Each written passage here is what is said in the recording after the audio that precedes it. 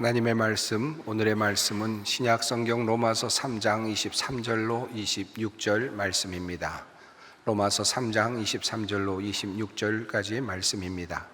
이 계시의 말씀을 봉독할 때 다 함께 살아계신 하나님의 음성을 들으실 수 있기를 바랍니다. 모든 사람이 죄를 범하였음에 하나님의 영광에 이르지 못하더니 그리스도 예수 안에 있는 속량으로 말미암아 하나님의 은혜로 값없이 의롭다 하심을 얻은 자 되었느니라. 이 예수를 하나님이 그의 피로써 믿음으로 말미암는 화목제물로 세우셨으니 이는 하나님께서 길이 참으시는 중에 전에 지은 죄를 간과하심으로 자기의 의로우심을 나타내려 하심이니 곧 이때에 자기의 의로우심을 나타내사 자기도 의로우시며 또한 예수 믿는 자를 의롭다 하려 하심이라. 아멘. 여러분, 정의가 무엇일까요? 너무 큰 질문을 던졌지요? 정의를 정의하는 것이 가능한가라는 논의가 지금까지도 이어지고 있다고 하니까 이 주제가 결코 쉽게 다룰 수 있는 주제가 아닌 것은 분명합니다. 정의라고 하는 영어 단어가 있습니다. justice라고 하는 단어를 사용하는데 이 justice는 로마 신화에 나오는 정의를 담당하는 여신 유스티티아의 이름에서 유래하였다고 전해집니다. 세상 법정에 가면 그 법정의 중앙이나 앞부분에 이 유스티티아의 상이 있는 것을 보게 됩니다. 이 정의의 여신인 이 유스티티아의 상은 천칭 저울을 들고 있는 것으로 매우 유명합니다. 아마 여러분 한두 번쯤은 보셨을 그런 모습이겠습니다. 이 천칭 저울은 죄에 합당한 무게를 재는 도구로 그렇게 표현이 되고 또 상징이 되어 왔습니다. 정의를 정의하기가 매우 어려운 반면에 인간에게 정의에 대한 갈망이 있다라고 하는 것은 매우 확연한 사실입니다. 모든 사람이 정의를 갈망하며 살아갑니다. 이 정의에 대한 우리의 갈망은 우리의 뼛속 깊은 곳까지 숨겨져 있는 마치 본성과도 같은 그런 것이라 할 수 있겠습니다. 서로 사안에 따라서 상대적이기도 하지만 사람들이 생각하는 그러한 자신들이 생각하는 정의가 서로 다를 수는 있겠습니다만 모든 것이 정의롭기를 바라는 마음은 누구에게나 있다 할 수 있겠습니다. 그저 상식적인 수준에서 이 정의를 말해 본다면 모든 사람이 어떤 분배에 있어서나 어떤 기회에 있어서나 어떤 절차에 있어서나 그리고 죄를 지었을 때 그가 받을 형벌에 있어서나 동등한 대우를 받고 그래서 모두가 그것 때문에 평화로울 수 있는 조건 혹은 상태, 그것을 우리는 일반적으로 정의라고 그렇게 표현할 수 있을 것 같습니다. 이것을 조금 더 거칠지만 그저 일반인들이 그냥 마음껏 그저 이야기하는 정의에 대한 그런 말로 정의를 해본다면 사람들이나 내가 생각하기에 옳다고 여겨지는 것, 그리고 바르며 마땅하다고 생각되어지는 어떤 상태, 그와 같은 조건, 그것을 우리는 일반적으로 정의라고 말하고 또 정의롭다라고 그렇게 판단할 것입니다. 우리는 종종 자신 앞에 나타나고 있는 그런 삶의 여정 속에서 정의를 갈구할 때가 많습니다. 흥미롭게도 많은 사람들이 이 정의의 문제를 신존재의 문제와 연결해서 생각하는 경향이 있습니다. 자신이 생각하기에 정의롭지 못한 것을 볼 때면 신을 원망하죠. 그리고 신의 존재를 그래서 부정하게 되는 그런 일들이 종종 일어납니다. 우리는 자신 앞에 드러난 부조리 상황과 현상을 보면서 신을 부정하거나 또 하나님을 떠나는 그런 경우들을 자주 보곤 합니다. 제가 아는 어떤 제자는 그가 신학교에 입학한 후에 바로 어머니를 잃었습니다. 암으로 투병하던 중에 그만 어머니가 세상을 떠나셨습니다. 당연히 젊은 나이이셨습니다. 너무나도 열심히 사셨던 어머니, 사랑으로 가득했던 어머니, 정말로 하나님을 잘 섬기셨던 흠이 없는 그 어머님이 세상을 떠나시자 그 아들은 그것을 받아들일 수가 없었습니다. 어떻게 하나님께서 우리의 가정에 이렇게 불공평한 일을 하실 수 있단 말인가? 억울한 일을 당하도록 하실 수 있단 말인가? 이것은 정의롭지 않다라는 생각이 들었고 반항하는 마음이 생겨났고, 그리고 그는 신학교를 떠났고, 그리고 가시적으로 하나님을 떠나는 자리로 나아갔습니다. 정의에 대한 인간의 갈구는 이만큼 강렬하다라고 말할 수 있을 것입니다. 정의라는 말과 매우 유사하면서도 성경에 나오는 또 다른 개념이 하나 있습니다. 그것은 바로 하나님의 의라고 하는 개념입니다.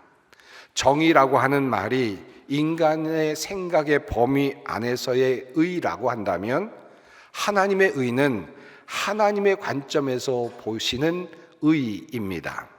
하나님이 생각하시기에 바르다, 하나님이 생각하시기에 옳다, 하나님이 생각하시기에 마땅하다라고 여겨지는 그 상태를 우리는 아주 단순하게 하나님의 의라고 그렇게 정리할 수 있을 것입니다. 하나님의 관점에서 옳은 것, 하나님의 관점에서 마땅한 것, 하나님의 의는 어떤 것일까요? 하나님의 관점에서의 정의도 우리 인간들이 생각하고 있는 것과 같은 정의일까요? 모든 조건 안에서 모든 인간이 공평하게 대우를 받는 것, 어떤 기회나 어떤 배분이나 어떤 것에서도 차별받지 않는 것, 모두가 다 같은 것을 누릴 수 있는 것, 이것이 하나님께서 생각하시는 의, 정의일까요? 성경은 하나님께서 인간을 창조하셨다라고 말하고 있습니다. 그리고 인간을 창조하실 때 남자와 여자를 창조하셨다라고 말씀합니다. 한마디로 말하면 두 인간을 만드셨고 서로 다른 조건의 사람을 만드셨습니다. 근육의 양도 다르고, 키도 다르고, 역할도 다르고, 크기도 다르고, 모양도 성도 다릅니다. 아담의 후예 중에는 건강한 남자도 있지만 그러나 왜소하고 약한 남자도 있습니다. 하와의 후예 중에는 예쁜 여자로 태어난 사람도 있지만 못생긴 사람도 있습니다. 태어날 때부터 부자의 아이로 태어난 사람이 있고 가난한 동네의 집에서 태어날 수도 있습니다. 유럽에서 태어날 수도 있고 아프리카에서 태어날 수도 있고 심지어는 북한 땅에서 태어날 수도 있습니다. 얼마든지 하나님 앞에서 이것은 공평하지 않습니다 라고 말할 수 있는 조건들이 우리들의 삶에는 많이 널려 있습니다. 얼마든지 항의할 수도 있는 조건입니다. 그러나 하나님께서는 그렇게 인간을 창조하시고 각자의 자리에 각자의 형편에 두셨습니다. 자, 그렇다면 하나님에게 있어서 마땅한 것은 무엇일까요? 하나님의 의는 무엇일까요? 하나님의 공의는 무엇입니까? 하나님께서 인간을 창조하신 그 이유를 먼저 생각할 필요가 있습니다. 성경은 그 이유를 이렇게 말합니다. 이 백성은 내가 나를 위하여 지었나니 나를 찬송하게 하려 함이니라. 하나님에게 있어서 인간과의 관계 안에서의 옳음은, 하나님에게 있어서 마땅함, 하나님의 의는 그가 지으신 인간이 어떤 환경이나 어떤 상황 속에서도 하나님을 찬송하며 하나님과 깊은 교제 가운데 있는 것입니다. 이것이 바로 하나님께서 생각하시는 마땅한 일입니다. 하나님의 의라 할 수 있습니다. 즉 하나님의 의는 지음을 받은 모든 인간이 자신을 지으신 하나님을 알고, 그리고 그분을 찬송하며, 그리고 그분과 교제하며 살아가는 것입니다. 창조된 그 목적을 알고 그 목적대로 살아가는 것, 이것이 바로 하나님의 의라고 할 수 있습니다. 그러므로 하나님의 의는 우리가 생각하고 있는 정의와는 사뭇 다릅니다. 이것이 하나님의 의입니다. 그래서 로마서 3장에서 바울 사도는 이렇게 말합니다. 기록된 바 의인은 없나니 하나도 없으며 깨닫는 자도 없고 하나님을 찾는 자도 없고 다 치우쳐 함께 무익하게 되고 선을 행하는 자는 없나니 하나도 없도다. 파멸과 고생이 그 길에 있어 평강의 길을 알지 못하였고 그들의 눈앞에 하나님을 두려워함이 없느니라 함과 같으니라. 하나님을 더 이상 찾지 않는 인간, 하나님을 두려워하지 않는 인간, 파멸과 고생의 길이 그대로 널려 있음에도 불구하고 그 평강의 길을 알지 못하며 살아가고 있는 인간. 그래서 바울 사도는 이렇게 말합니다.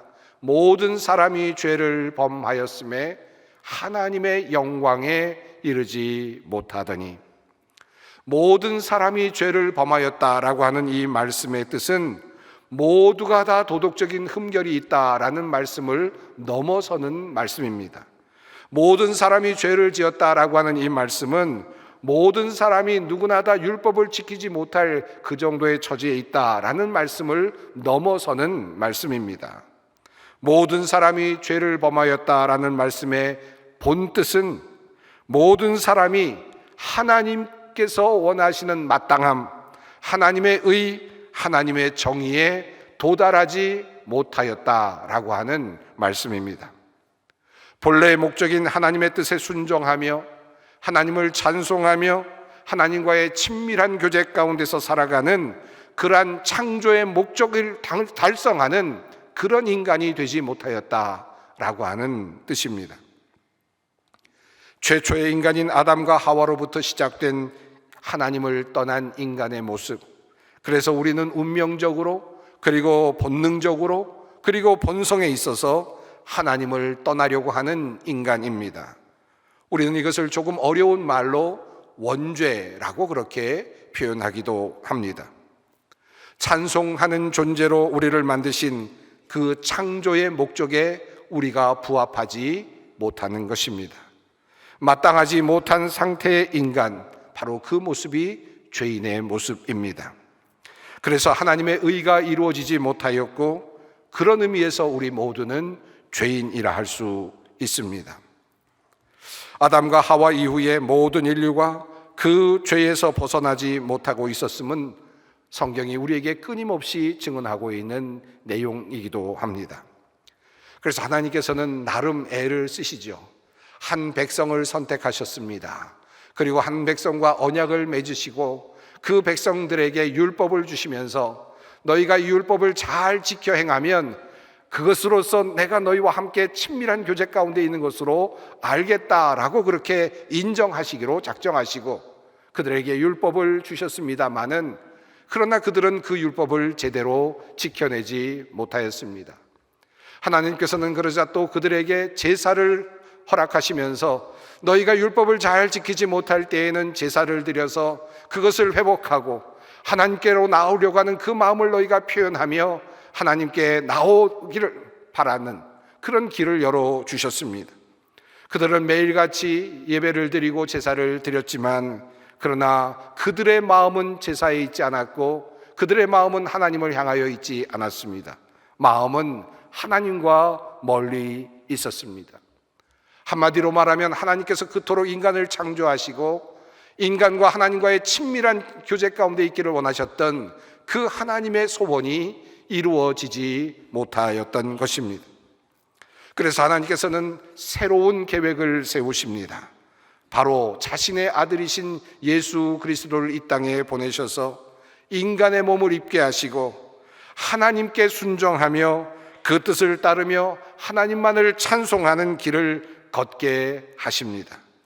한 인간의 대표자로 예수 그리스도를 세우시고 하나님께서 인간을 창조하신 그 목적에 부합하는 하나님의 의가 이루어지는 한 인간을 이 세상에 세우시기를 원하셨습니다. 바로 그분이 예수 그리스도이십니다.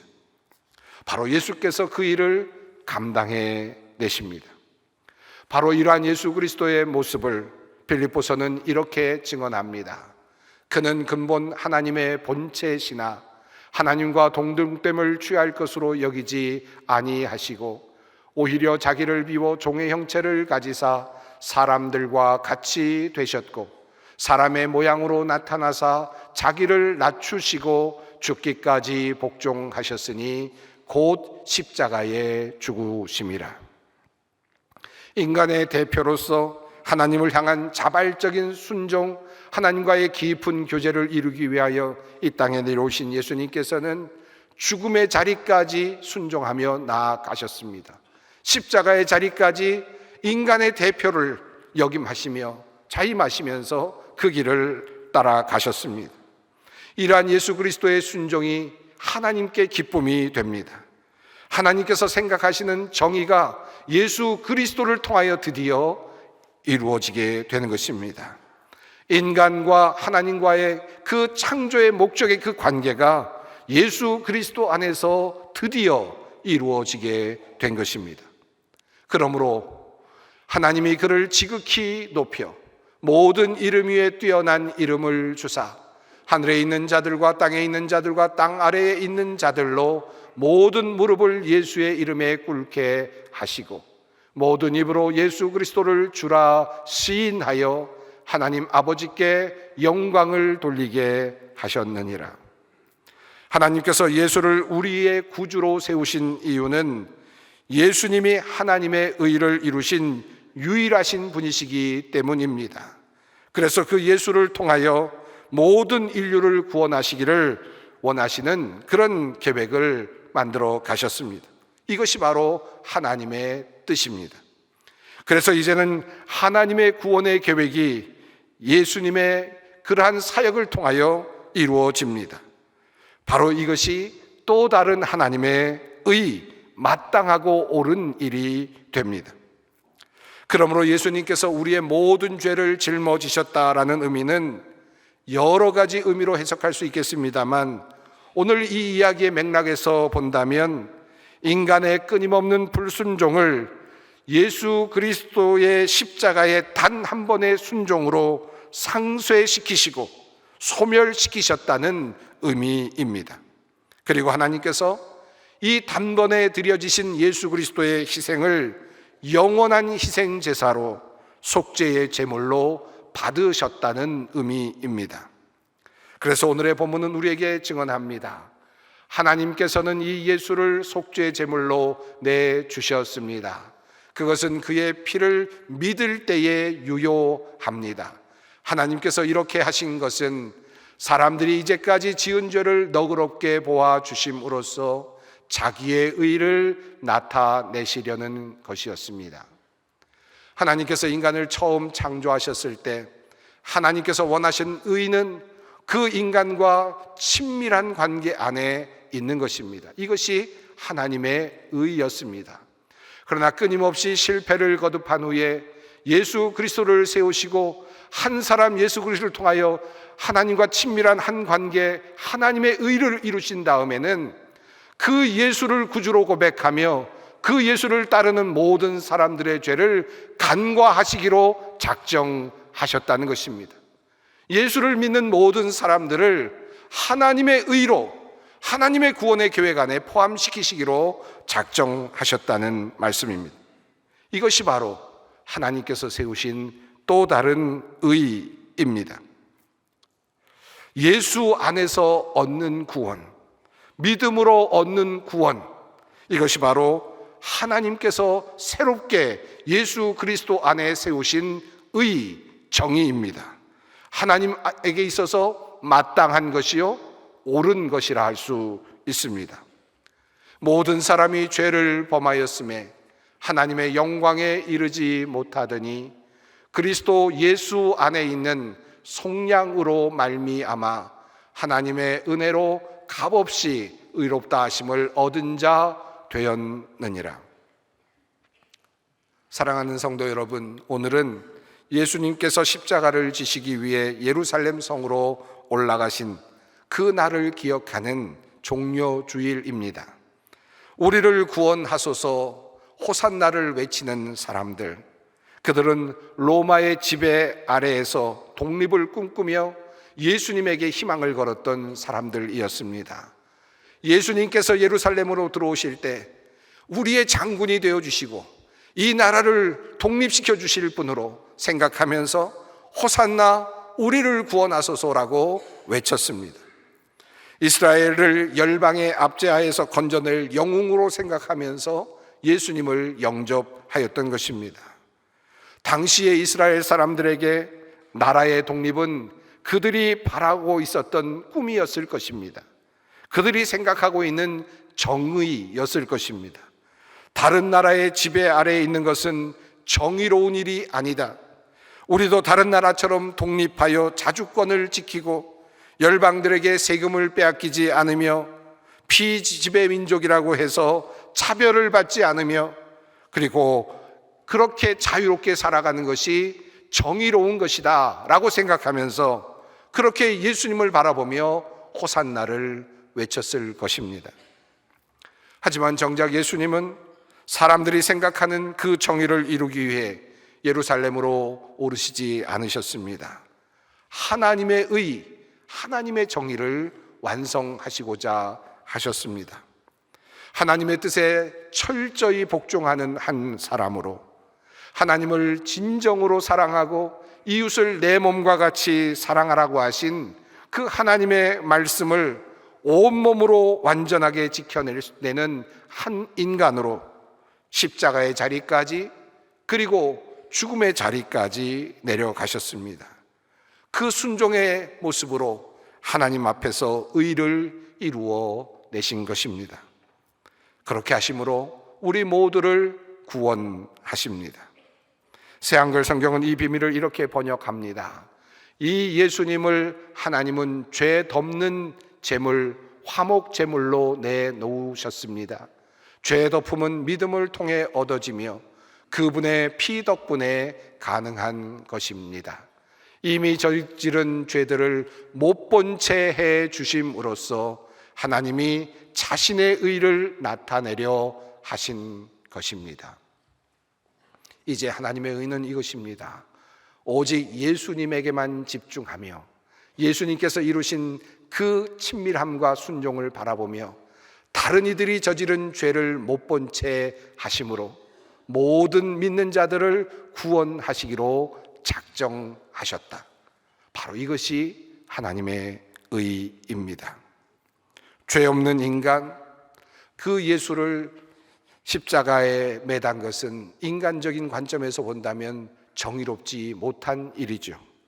죄가 큰 강도나 큰 죄를 지은 사람이 십자가형을 받는 것이 정의가 될 수 있겠지만 죄 없으신 예수님께서 십자가형으로 죽임을 당하신 것은 결코 정의가 될 수 없습니다. 하지만 예수님은 그 불공평해 보이는, 그 정의롭지 못해 보이는 자신에게 주어진 그 십자가를 지심으로 하나님의 의, 하나님의 정의를 이루어 내십니다. 하나님의 뜻에 철저히 복종하심으로 하나님께 영광을 돌리셨습니다. 자신의 희생이 이 세상의 관점에서는 정의롭지 못한 것일 수 있지만, 그저 희생양처럼 보일 수도 있지만, 그러나 그 희생이 하나님의 뜻을 높이는, 이루는 그러한 하나님의 의가 된 것입니다.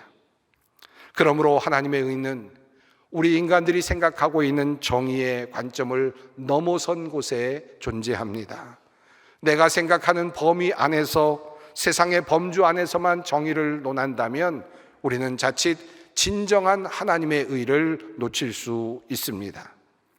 하나님의 관점에서 우리는 하나님의 의를 볼 수 있어야 하겠습니다. 그래야 예수님과 같은 불행한 일도 하나님의 의가 되는 것입니다. 그리고 억울한 희생도 하나님의 의가 되는 것입니다. 그 길을 예수님께서 올라가셨고 그 십자가의 길을 통해서 우리로 하여금 그 길을 열어 보여주고 계십니다. 이제 우리는 순환주간으로 들어섭니다. 철저히 주님의 뜻에 순종하시며 십자가의 길로 나아가시는 그 주님의 순환을 묵상하였으면 좋겠습니다.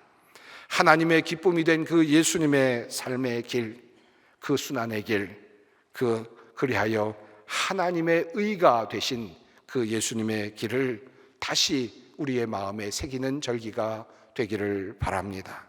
그리고 우리 안에서 일어나고 있는 모든 불행과 고통, 이해할 수 없는 것, 그리고 정의롭지 못하다고 생각되는 모든 것들을 새로운 시각으로 볼 수 있기를 바랍니다.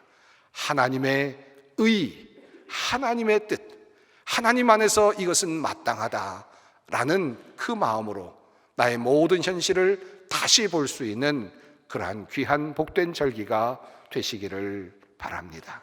함께 기도하겠습니다. 사랑의 하나님, 우리를 위해 아들의 생명을 내어주신 주님, 십자가에서 절규하시면서도 그 뜻에 순복하신 예수님의 길을 묵상합니다.